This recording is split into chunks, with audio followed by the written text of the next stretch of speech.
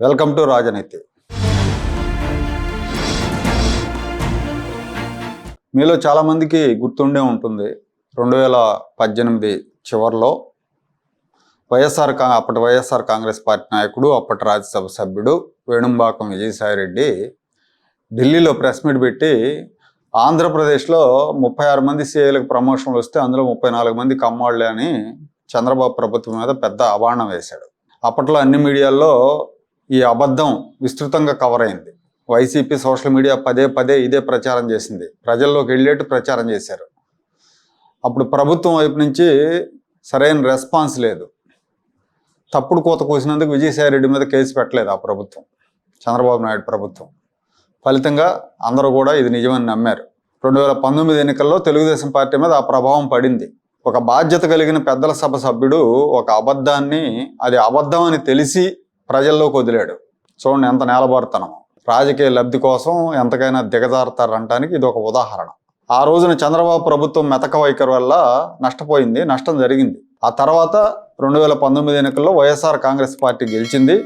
YSR Congress party ప్రభుత్వంలో హోంమంత్రిగా ఉన్న మేకతోటి సుచరిత గారు 2020లో అసెంబ్లీలో దీని మీద ఒక సభ్యుడు ప్రశ్న వేసినప్పుడు ప్రకటన చేశారు.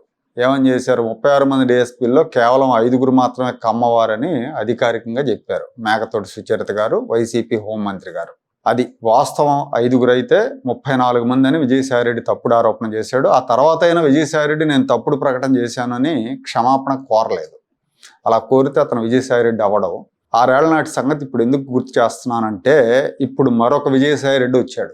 ఆయన పేరు విజయ్ కుమార్, రిటైర్డ్ ఐఏఎస్ అధికారి. లిబరేషన్ కాంగ్రెస్ అని ఒక పార్టీ కూడా పెట్టాడు. అంబేద్కరిస్ట్ అని చెప్తా ఉంటాడు. ఇతను ఒక యూట్యూబ్ ఛానల్లో డిఎస్సి వివాదం మీద మాట్లాడుతూ స్పోర్ట్స్ కోటాలో ఉద్యోగానికి ఎంపికైన వాళ్ళలో కమ్మవాళ్లే అధికంగా ఉన్నారని ఆరోపణలు చేశాడు.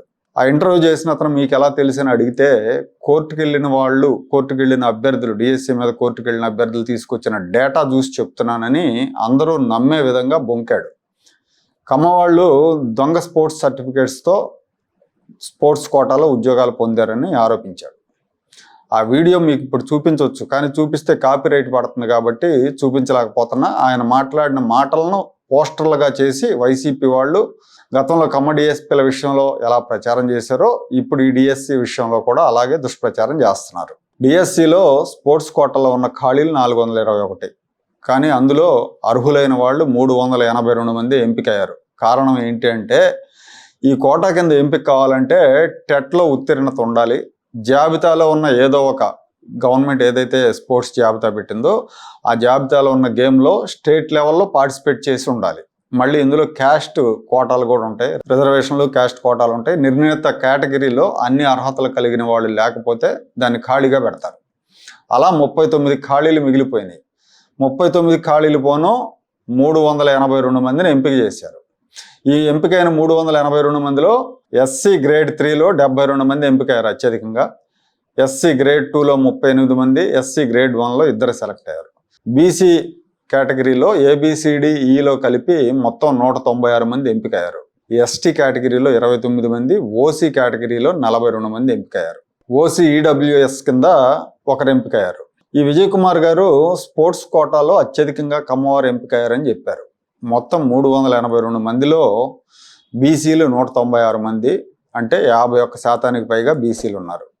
ఎస్సీలు 29% ఉన్నారు, ఎస్టీలు 7% ఉన్నారు, ఓసీలు 11.3% ఉన్నారు. అంటే మొత్తం స్పోర్ట్స్ కోటా ఉద్యోగాల్లో ఓసీలకు వెళ్ళింది 11.3%.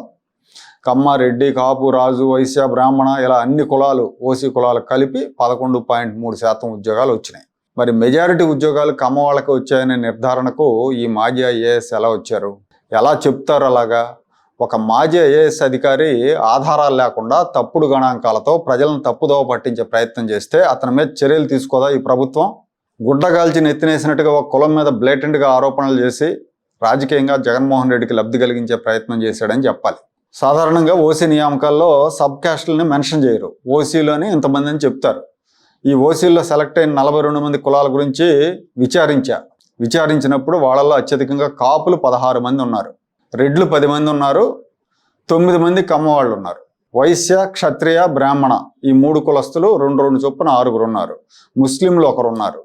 అంటే మొత్తం స్పోర్ట్స్ కోటాలో ఎంపికైన 382 మందిలో 9 మంది కమ్మవారు. అంటే మొత్తం కోటాలో 2.36%. ఇది అసలు లెక్క. ఓసీ కోటా 42 మందిలో చూస్తే కాపులకు 40% ఉద్యోగాలు వచ్చినాయి. 42 మందిలో 40% కాపులకి, 24% రెడ్లకి, 21% కమ్మవారికి ఉద్యోగాలు వచ్చినాయి. వాస్తవం ఇదైతే సదరు మాజీ ఐఏఎస్ గారు కావాలని కమ్మ కులం మీద, కూటమి ప్రభుత్వం మీద అసత్య ప్రచారం చేస్తున్నారు. దాన్ని వైసీపీ సోషల్ మీడియాలో విపరీత ప్రచారం జరుగుతూ ఉంది. గ్రామీణ ప్రాంతాల్లో ఉండే ప్రజలు లేదంటే డిఎస్సి రాసిన వాళ్ళు వీళ్ళందరూ కూడా ఇది నిజమని నమ్మే ప్రమాదం కూడా ఉంటుంది. కాబట్టి ప్రభుత్వం వెంటనే అసలు వాస్తవాలు వెల్లడించాలి. తప్పుడు ప్రచారం చేస్తున్న వ్యక్తుల మీద చట్ట ప్రకారం కేసులు పెట్టాలి. అత్యున్నత పదవులు వెలగబెట్టినా కూడా కొంతమంది ఎంత సంకుచితంగా ఉంటారంటానికి ఈ విజయ్ కుమార్ ఒక ఉదాహరణ. కన్ఫర్డ్ ఐఏఎస్ అధికారి అయిన విజయ్ కుమార్ తన సర్వీస్ ముగియటానికి 3 నెలల ముందు వాలంటరీ రిటైర్మెంట్ తీసుకున్నారు. సర్వీస్లో ఉండగా కూడా ఇతను కమ్మద్వేష్ అనే ఆరోపణలు ఉన్నాయి ఇతని మీద. జగన్మోహన్ రెడ్డిని దేవుడిచ్చిన బిడ్డ అని పొగిడారనే ఆరోపణలు ఉన్నాయి. రిటైర్మెంట్ తీసుకుని లిబరేషన్ కాంగ్రెస్ అనే ఒక పార్టీ పెట్టి పాదయాత్ర చేశాడు. అది కూడా జగన్మోహన్ రెడ్డికి అనుకూలంగా చేశాడు. కూటమి ఓటమికి జగన్ గెలుపు కోసం పరోక్షంగా పనిచేశారన్న ఆరోపణలు ఉన్నాయి. గతంలో విజయసాయి రెడ్డిని వాడిన వైఎస్ఆర్ కాంగ్రెస్ పార్టీ ఈసారి విజయ్ కుమార్ని వాడారనిపిస్తూ ఉంది. కమ్మ కులం మీద ఏదైనా ఆరోపణ చేస్తే చంద్రబాబు నాయుడు గారు ముడుచుకుపోతారు, డిఫెన్స్లో పడతారు. కమ్మ కులాన్ని టార్గెట్ చేస్తే మిగతా కులాలను ఈజీగా నమ్మించవచ్చని అవకాశం దొరికిన ప్రతిసారి, అది రాజధాని కావచ్చు, ఉద్యోగాలు కావచ్చు, ఇంకోటి కావచ్చు, ఇలాగే దుష్ప్రచారం చేస్తారు. వైఎస్ఆర్ కాంగ్రెస్ పార్టీకి అది వెనతో పెట్టిన విద్య. నిజానికి ఈ కూటమి పాలనలో అవకాశాలు లేవని, పదవుల భర్తీ లేదా గుర్తింపు వంటి విషయాల్లో తగిన న్యాయం జరగట్లేదని అసంతృప్తితో ఉంది కమ్మ కులస్తులే. గతంలో విజయసాయిరెడ్డి చేసిన ఆరోపణల మీద ఉదాసీనంగా వ్యవహరించినట్టు ఇప్పుడు కూడా ఉదాసీనంగా వ్యవహరిస్తే అప్పుడు జరిగిన నష్టమే ఇప్పుడు కూడా జరుగుతుంది.